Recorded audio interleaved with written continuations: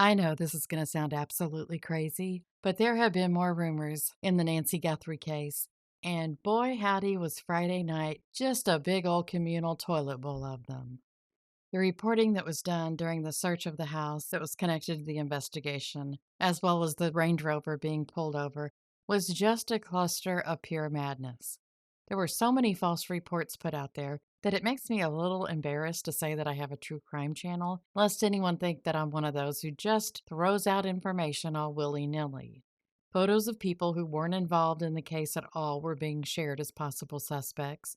Names were thrown out of people who weren't involved, and there was a rumor that someone the police had pulled over had shot himself. I've said this many times before, but I will never be one of the creators who thinks that having information out first surpasses releasing correct information. Always striving to be the first is what causes the mess that we had Friday night. This channel will never be willying or nillying about what is reported. And as I write this, the investigators have sent off DNA that's been collected in the case that doesn't match those of Nancy's family or other people close to her. They're also testing DNA on a glove that was found about 2 miles from Nancy's house. Once the testing is complete and verified, they'll enter it into CODIS, the National Database of DNA, and go from there. Now, if the DNA is from the person who lived at the house that I think was the one that was searched on Friday night, then his DNA will definitely be in CODIS. And if the DNA isn't in CODIS, hopefully they'll begin genetic testing to see if they can at least narrow down who the DNA belongs to. There was also a report that there were 16 gloves located near Nancy's house, and most of them had been discarded by the searchers. Why in the heckety heck is the FBI and other law enforcement just tossing their gloves on the ground? Nobody likes a litter bug. Woodsy Owl is so disappointed right now. Seriously, though, don't throw your trash on the ground, you slobs. But there are other rumors out there that have nothing to do with the SWAT operation that happened on Friday night. So let's look at those. Has Tommaso Cioni, son in law of Nancy, actually left the country?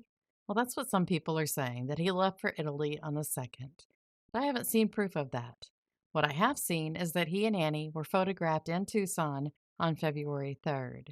So he definitely didn't leave on the 2nd. And if the authorities actually let him leave, I don't think they consider him a suspect. Until I hear otherwise, I'll just believe that Tommaso is staying at the Airbnb with the rest of the family.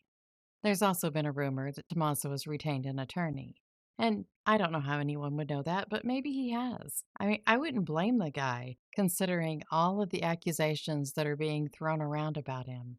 Or maybe he's just asking his other bandmate for advice, Walter Gonsalves, since Walter is a federal public defender.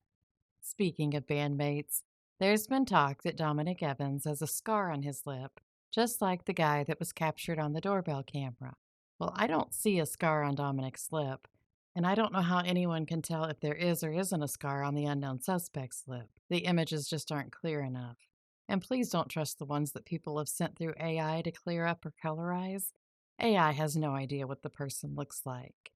And while we're talking about Dominic, I don't think he's tall enough to be the suspect. I'd guess he's about 5'7" at most.